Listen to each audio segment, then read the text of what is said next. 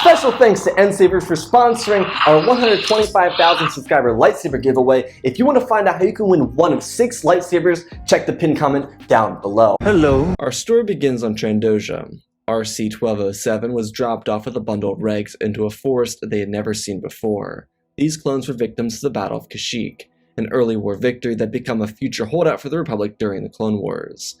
The Clone Commando booked it into the forest as the regs looked to each other, trying to figure out what was happening. As they were searching for answers, one of them was shot by a sniper round that echoed out across the forest. The commander who was running turned back and dimmed the light on his visor as he looked over to see the regs scour into the forest. Their bodies began to fall limp with each shot that rang out. Sev shook his head and ran forward. As much as it would be a common courtesy to save his reg brothers, he didn't have a chance to. Their slow reaction time told him everything he needed to know regarding their survival. In this environment, there were survivors and there was prey. Those clones would die. RC-1207 didn't remember much from the Battle of Kashyyyk. He knew his squad and he knew he had been separated. He was captured by those scaly creatures. It was the only reason he ran the second he regained consciousness. He knew that those inferno lizards loved to play the game of the hunt. If he was too slow, he would end up like the clones behind him. Sev hopped over tree limbs and slid under vines. He picked up speed as he could hear a speeder chasing through the forest. Little did he know a reg saw him and was trying to catch up. The reg knew that a commando would be the perfect ally in a situation like this, but he couldn't keep pace. As Sev was running, the clone who tried to follow him was captured and his screams echoed out throughout the entire forest as he was killed. RC-1207 found himself a bundle of trees tied together, so he climbed it, looking for a place to find refuge within. He slid between branches and used his wrist knife to support himself. It was his only weapon, which would make everything a bit more troublesome. As Sev got to the top, he looked around and climbed into a hollowed-out tree. He could hear the lizard skiff speeding around, so he used his knife to carve out some bark in the interior of the tree and place it on the outside, creating a little hut for himself. It was nighttime, so they likely wouldn't see him as it was. Sev did check everything he had and realized how little he had to actually work with. His backpack, sensors, and weapons had all been removed. All he had was his knife, which the Trandoshans didn't know Republic commanders carried. He was alone, and he would remain that way for the longer part of the Clone Wars. His time spent here would be grueling. He wouldn't find many other clones, none of them being survivors. His run-ins with the lizards would be strenuous to say the least, most of these interactions with the Trandoshans resulting in him adding another kill to his list and taking more supplies that he didn't really have to begin with. Sev ended up spending so long inside the forest that he saw clones with new armor show up. The Phase 2 armor was the one that he didn't see at the beginning of the war. It was a true show of how long the war had been going on for, without him. The Clone Commander utilized his skills to survive. If he found a reg who was alive, he'd save them, but many of the regs were too impatient. Sev was waiting for his moment to strike. These regs would, after saving 4 or 5 members, go out to try and get their way off the planet, and they would never come back. Due to having spent the first 2 years of the war on the planet, Sev ended up trading his Clone Commando armor for Phase 2 armor. It's not that he didn't like the Clone Commando armor, but it was worn out. He wasn't able to maintain some of its basic upkeep. Plus, after a couple brawls with Trandoshans, the armor was deadlier than regular Phase 2 armor as it was. Sev had to do anything he could to survive the forest, and while the Trandoshans did play these little games with Jedi younglings and Padawans, it was in a different forest. Their elite hunters preferred hunting Jedi, while everyone else, from Wookiees to prisoners of war to clones, would be brought to this forest where Sev was. He tried to gather allies, but they were too foolish most of the time, and they tried to brave the forest alone. Sev would have also loved to continue using his commando helmet, but at one point when he was gathering supplies to eat, he was shot from behind with a long rifle.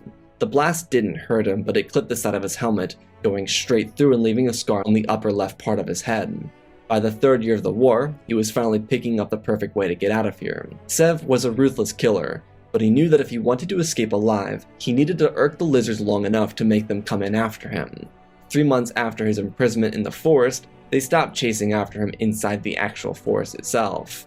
He won too many fights against them. He had, since the point they stopped following him, used whatever weapons he could get his hands on to sharpshoot hunters and spotters out of their skiffs. Sev's patience was incredible, but as a squad sniper, he had to be patient. His only question, the one that plagued him the entire time, was if Delta Squad had moved on without him or if they went back to looking for him.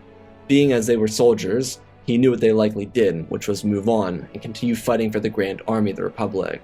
Sev waited for the next batch of clones to be dropped off, and once they were, he moved into the forest at his poaching position and fired round after round. The clones who saw they had an ally came running for him. There, he was able to drop them weapons, a collection of which he had been building for months. The clones and Sev pushed out of the forest, blasting the Trandoshans out of the sky, before a dropship of them sped down to the surface and unloaded a dozen vile creatures. They fired and started downing the clones. Sev told them to take cover, but many of them, still disoriented, were dropping like flies. Something Sev hadn't noticed until now was that all the new clones were drugged before arriving. It's why they always had such erratic decision making. Sev saw his window of opportunity slipping, so he targeted the cockpit and killed the pilot, before allowing the Regs to soak up the damage while he finished off the Trandoshan hunters. It felt terrible and it shattered his heart, but Sev couldn't give up this opportunity. There were no survivors from this skirmish, and the Clone Commando vowed to himself and to these clones that the Republic would pay for abandoning them. Before Sev left the planet, he buried the bodies of the clones, just like he had with every other trooper that perished on the system, at least the ones he could recover. Sev was able to patch up the gunship enough for it to survive a trip to a landing zone where he'd switched the ship for another one with a hyperdrive, that he was able to use to get away from Trandoshan. Due to not knowing Republic battle lines, he charted course for Camino, hoping that there would be some sort of remnant of what he left behind there. When he arrived at a hyperspace, he glided down towards the surface, transmitting his old clearance codes and getting a fighter escort to the landing docks. As the shuttle landed, a dozen or so shock troopers came out with their weapons aimed at the vessel. He raised his hands as he exited. He told them that he was RC-1207, and he survived the occupation of Kashyyyk. The clones took him away, not as a prisoner, but for cleaning and making sure he was who he said he was.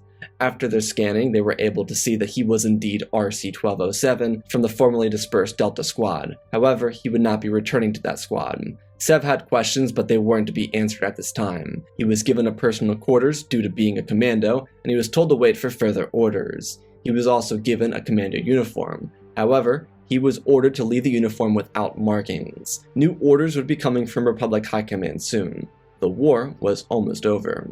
The shock trooper who informed him of all this information then changed his tone ever so slightly and indicated that the war would be over soon too.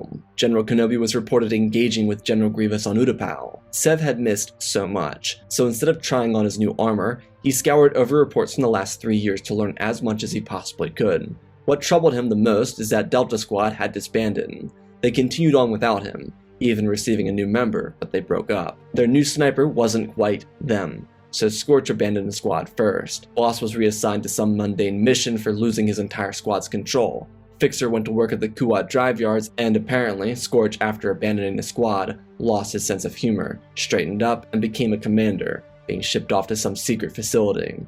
This alone was heartbreaking for Sev, but then he received an order, one informing him of a Jedi treason, and it was time to execute Order 66. What was that?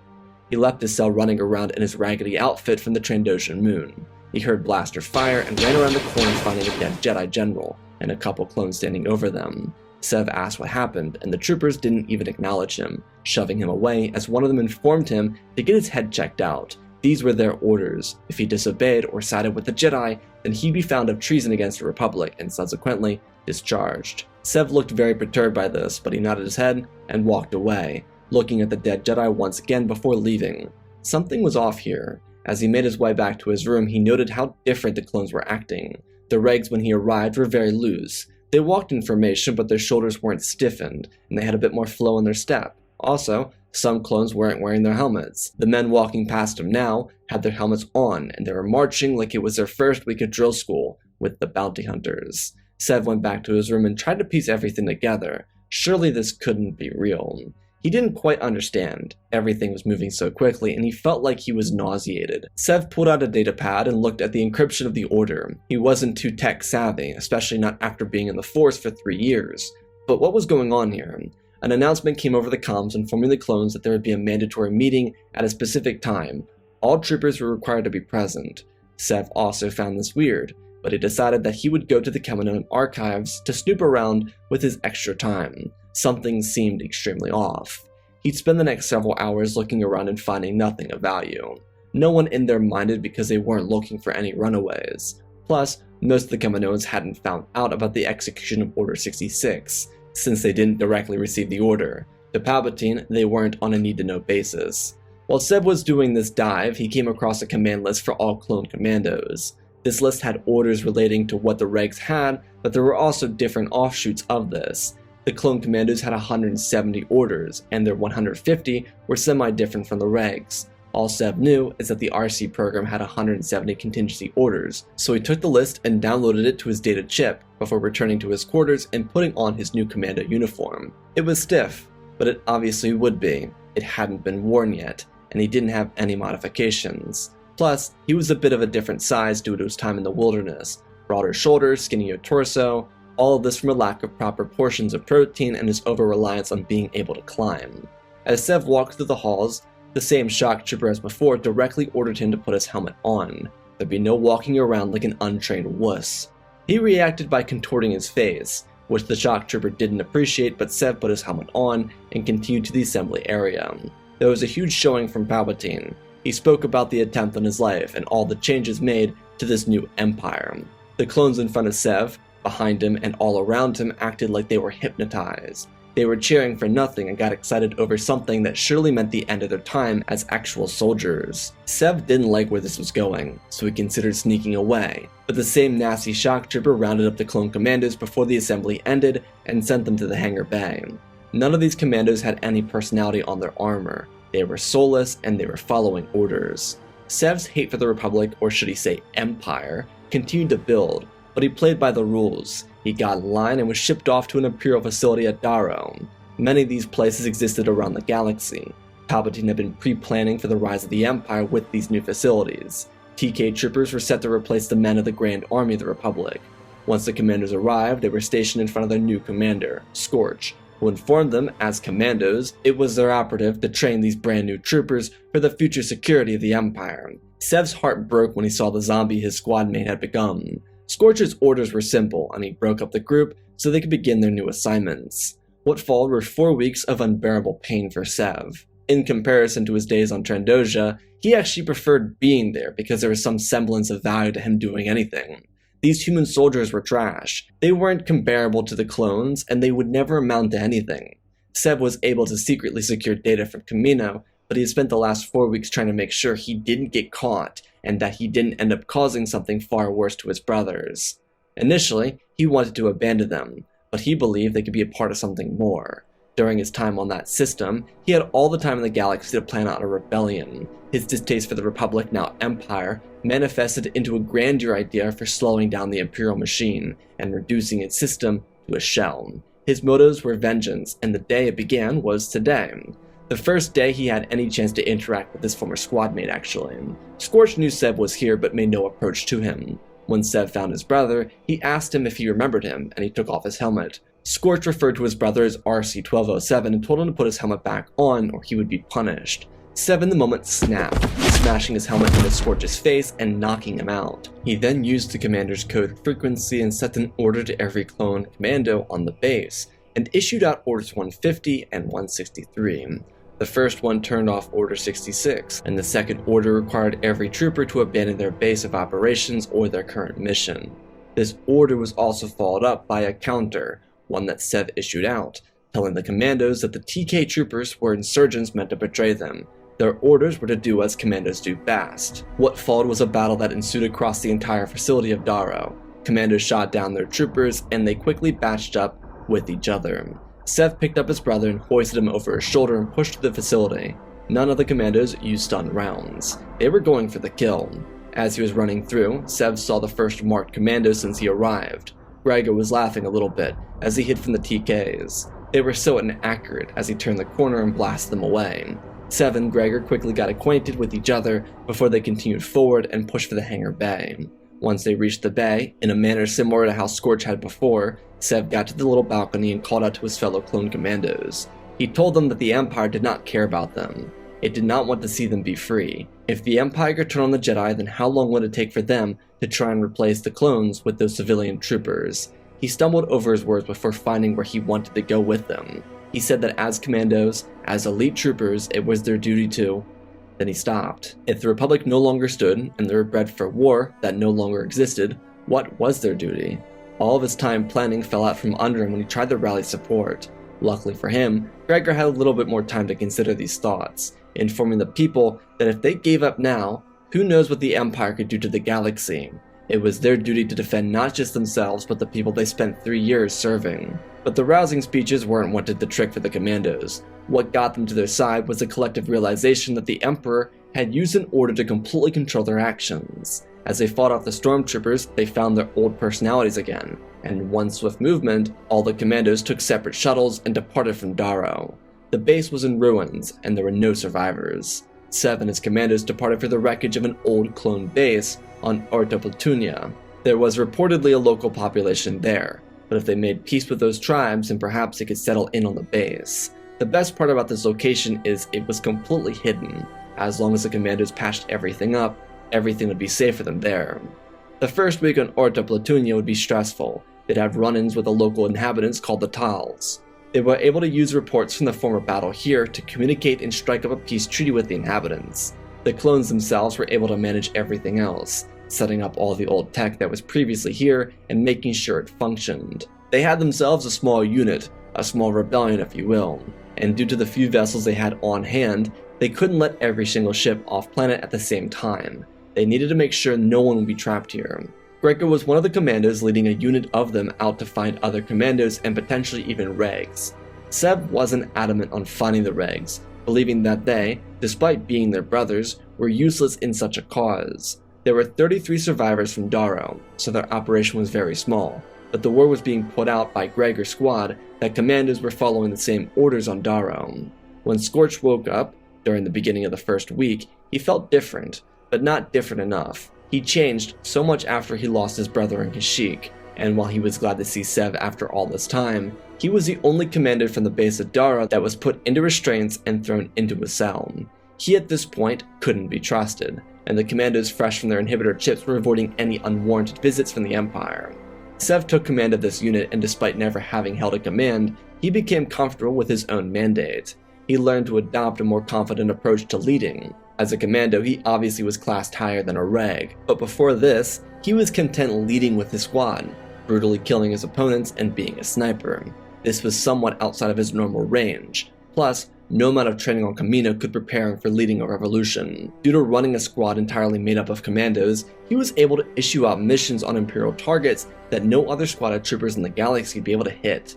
The following several months would see their numbers increase to 270 commandos with an additional 19 regs. The station here at Orta Platunia became a safe haven for those clones, but they needed to continue looking for a way to make an impact on the Empire. Despite their transports varying from transports to convoys or even separating more commandos from the Empire, they didn't know how to achieve their main objective. The consensus was killing the Emperor, but they didn't even know how they were going to get there. He was at an untouchable place in the galaxy. If they attacked, then he would be replaced. The clones wanted to make sure they could expose his lies. On top of that, they were in a rush. Their biological clock was accelerated. They wouldn't be at the top of their game forever, no matter how hard they tried. Thanks to Gregor, Sev and his unit learned about Captain Rex and his own little detachment of troopers. There was also something called the Bad Batch, which Sev was completely unfamiliar with. He was glad to know that there were other clones in this fight, and then the worst thing that they could have ever imagined came true. The Empire attacked and destroyed their home. Topoka City was sunk to the bottom of the Kaminoan Sea, and a fire that had been burning was set ablaze. The Commandos were already the most rebellious unit of clones in the galaxy, but now there were more to join their cause. The Commandos had about 7,500 in total when the war came to an end. By the time Topoka City fell, there were closer to 400 members working in and around Orta Platunia, but the loss of their home world made them realize they needed to work harder and faster.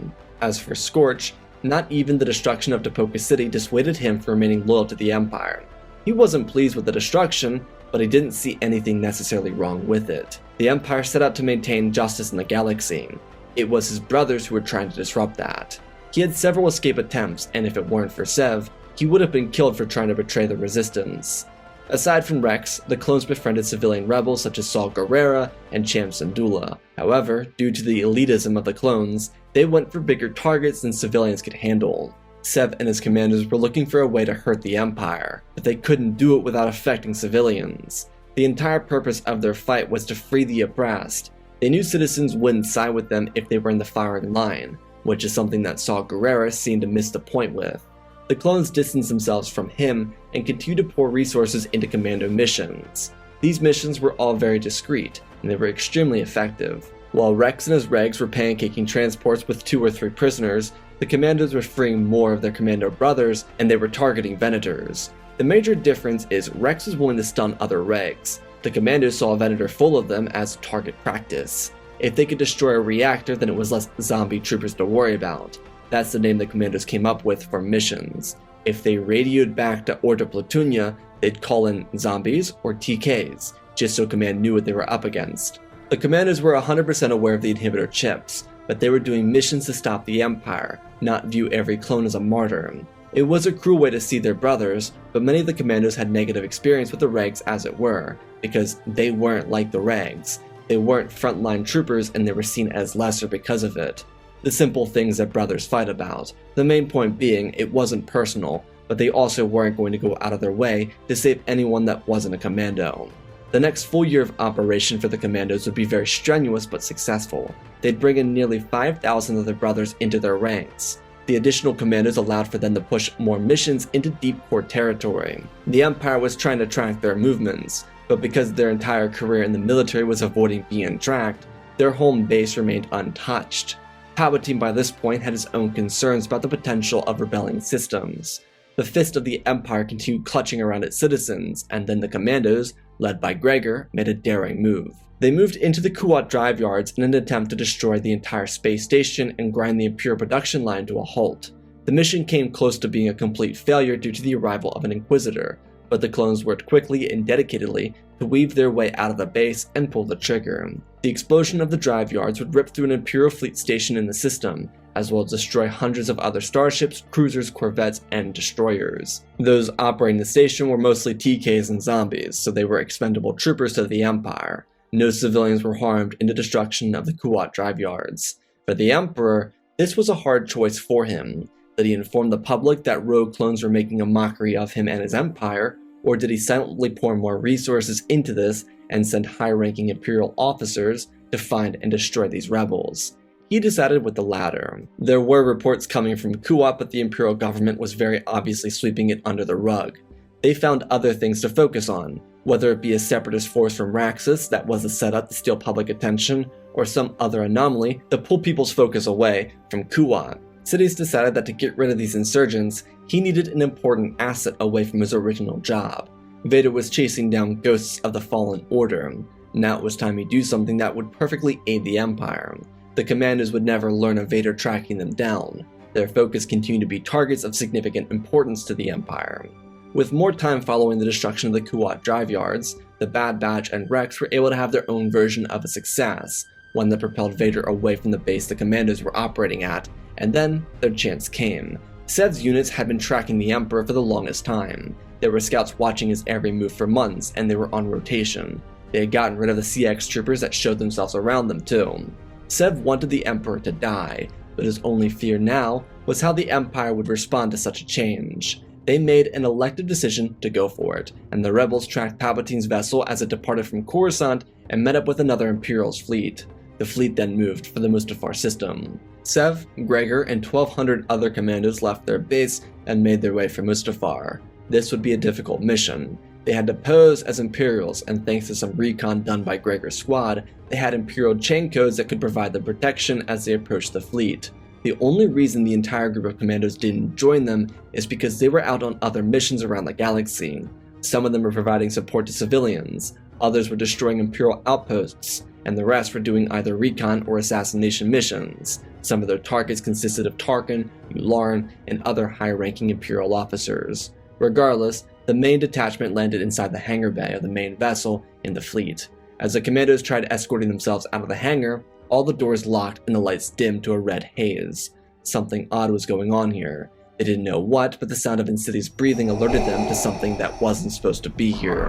The clones turned all their night vision on, and they searched for the source of the breathing until they saw a black mass moving to the hangar. Sev called out a set of orders, new ones that were prepared in case this happened. They believed that the Emperor could know that they were coming for him. The clones deposited heavy ordnance towards the Dark Lord, while 3 other teams moved to break through the walls and make a push for the reactor room. Sidious stood on the bridge, watching a hologram of the fight ensuing in the hangar bay. Despite these only being clones, there were still 1,200 of them, and Vader was marching up against them on his own. The 3 separate teams broke open some corridors and were met with stiff resistance as waves of TK troopers started firing back at them. While they were doing this, one of the commandos relayed another command, one essentially telling them to magnetize to the ground. They did as the order requested, and he cut the gravity from the ship. Inside the bridge, the fleet commander quickly ordered his men to restart the system. The Clone Commando prepared for this, and set the system to overload if it was supposed to be reversed. The commandos continued firing as Vader floated above them, and the TK troopers lost their balance as they tried to gather their footing again. In the bridge, the command deck reversed the frequency of the gravitational pull of everything, and the system short-circuited on the bridge. Palpatine heard it the second it happened, and he created a barrier around himself to save himself from dying. This barrier kept him safe even from the reaches of space, but his strength was fading. As he floated from the explosion around him, he used the force to pull him back towards the vessel, until an explosion rocked the other bridge, when they tried to do the exact same thing by reversing the frequency. However, due to 2 frequencies being reversed at the same time, a chain reaction was sent into the hangar bay, ripping open a hole in the ship and launching Vader and a couple dozen Clone Commandos out. Due to their magnetization, they were temporarily safe, but they were still being pulled into the reaches of space. Those who were pulled out into the reaches of space would be protected, just like Vader. The ray shields activated, closing up the hole, and Sev told the troopers to man the cannons in the lower half of the ship and destroy that creature. He then ordered everyone else to gather some gunships and save the men that were just thrown out into space. The rest of them were going to make sure the Emperor was dead, which he already was. Outside the capital ship, the rest of the fleet sent reinforcements to the main vessel to see what was happening. With the Emperor in the bridge during the blast, they wanted to be sure they could safeguard their leadership. Tarkin was also in that bridge with them, so they were hopeful someone survived the explosion. These Imperial reinforcements would enter an empty hangar bay and track the destruction through the ship and try and find the commandos. The clones at the moment were playing target practice with Vader, using heavy cannons to fire at him. He was able to block their shots. However, without anything to hold on to, he was sent into the gravitational pull of the planet, which meant he'd be dragged down to the surface of Mustafar. As he came closer to the surface, he'd burn up into a bundle of fire until he crashed down and died on impact, right where his greatest failure took place. Instead of the downed Venator, the clones had to return to the hangar bay to get their way off the ship and away from the system. The Emperor was a confirmed death. There were apparently other high-ranking Imperials here, and the monster was sent to Mustafar so they could chalk this up to a victory. The Commandos skirmished with the TK troopers to the halls. The Imperials brought all they had because the Emperor was supposed to be here, but the Commandos were an elite unit. Their sheer numbers allowed them to make short work of the TK troopers, losing only 320 Commandos before returning to their vessels and leaving. Thanks to some creative thinking, they packed up a bunch of ARC-170s with astromechs and used them to cover their support. The droids would literally be cannon fodder, but it allowed the clones a chance to return to their base. They would monitor the Imperial Senate for days, but no change would show. Due to the success and the tension inside the Senate, the individuals galaxy-wide who were prepared to begin their own rebellions found alliance with the Clone Commandos, who still operated out of their secret base. They'd expanded in the days since Palpatine's death. There was an abandoned listening post not far from their base camp, one they could use to keep the Empire away from where everyone else was. They used this listening post to lay the foundational work of the Rebel Alliance. Sev and Gregor would be the main contributors to this base. Before they left the listening post, they relieved their brothers from duty. At least the clones refused to let go of their ties to the Empire and the Emperor. This did include Scorch, who was relieved of duty. It was painful, but it was a necessary loss. Despite killing the Emperor, the Empire covered it up. Mas Amedda pretended he was still around, and dispatching the Inquisitors to find and destroy the commandos responsible for the mission. Unluckily for Mas, the Inquisitors, while being former Jedi, were not talented enough to hold their own against Republic commandos. These units were more elite than pretty much anything the Empire could throw at them. The only issue was how little of them there actually were, but these clones made up for their numbers with the sheer strength of their fight. The months following the Emperor's death would see conspiracy theories rise. Palpatine wasn't known for going radio silence, but something felt different, and even though Mas Amedda was close to the Emperor, he couldn't be who Palpatine was. His attempts at controlling the insurrections and rebellions galaxy-wide backfired on him. Thanks to Commando intelligence, they were able to find those who stood against the Empire and its Emperor. The Commandos put themselves in touch with other rebels and allowed that support to be openly shared through their communication frequencies. This included other clones, Cham Syndulla, Saw Gerrera, Jedi, senators, and other rebel cells that mimicked what the clones were doing. Mas Amedda cracked down harder due to Palpatine's death, and the senators allied with the Alliance realized that with the Commandos confirming the obvious, they needed to openly show that Mas Amedda lied to the public. The senators proposed a plan, using all the rebel cells to reach out to local systems, within the former Republic or the former Confederacy, to call for a change of leadership, openly to test the Empire and the Emperor, and then the senators could do what they did best, reveal the truth about Tipoca City, the truth about the Order 7 the countless other Commandos found, the truth about the death of Palpatine, and how this empire was built on a throne of lies. Then they could denounce their militarization and oust Mas Amedda from office. While the plan put the action didn't go so flawlessly, it did for the most part have a resonating effect with the people of the galaxy. The Senate itself fell into almost disarray, but they were able to recover, thanks to the factual evidence they could present. This, however, did not stop the Commandos from raiding Imperial facilities and even contributing to the freedom of a couple worlds, which did include saving said people from occupations. The complete fall of the Empire would come 3 years after the execution of Order 66. The Empire would be replaced with a new parliamentary system, one that didn't allow for a singular voice to achieve such power again. The clones were given freedom from Order 66, and the Jedi were permitted back into the galaxy. For someone like Obi-Wan, this meant a chance to start over, but he would remain on Tatooine to make sure Luke could be trained when the time was right. The Jedi would weave their way back into existence, with former masters taking what little reins remained and reorganizing their order of less than 100 members. The structuring of this new system would take ages to fully get right, but once it was finalized, it would mark the end of the olden days. The Commandos would receive their due respect once the system was finished, and they would be rewarded for doing everything within their power to ensure the galaxy survived the lies of the Sith. While the galaxy itself wouldn't ever be the same, it would be on the right path. As for Sev, he and his unit of his closest allies, one including Gregor, would spend the next couple years hunting down Palpatine loyalists. There weren't many, but they posed a threat to this new system. These Commandos did as they were bred to do, and thanks to their elite training, they were able to stop any chance at a return of evil.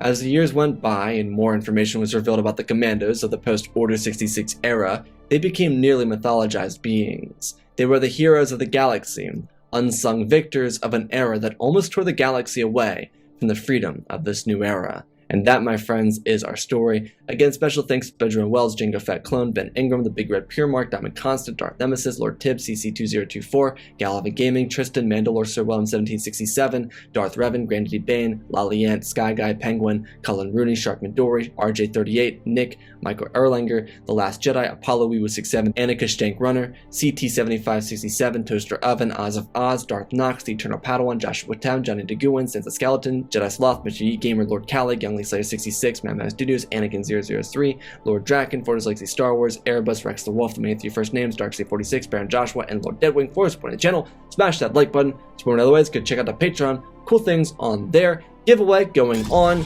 Go sign up for a chance to win a free lightsaber. Otherwise, let's talk about this story. So we've already done one with the clone Regs taking command, and with the Commandos, I wanted it to be different. I wanted it to be a lot more hostile, a lot more aggressive, a lot more taking the fight to the Empire. I think with Commandos, they have a lot more room to do covert missions that could drastically affect the Empire's morale, taking out shipments, taking out TK troopers, whatever. As for fighting Vader and Palpatine, I don't think they could actually take them on in a straight fight, which is why they were blown out of the ship in both circumstances. But it was also fun using the clone commando intelligence to help them find victory through what would be insurmountable odds. So anyways, I hope you all enjoyed this clone story. I love you all, spread the love, and always remember, my friends, may the Force be with you.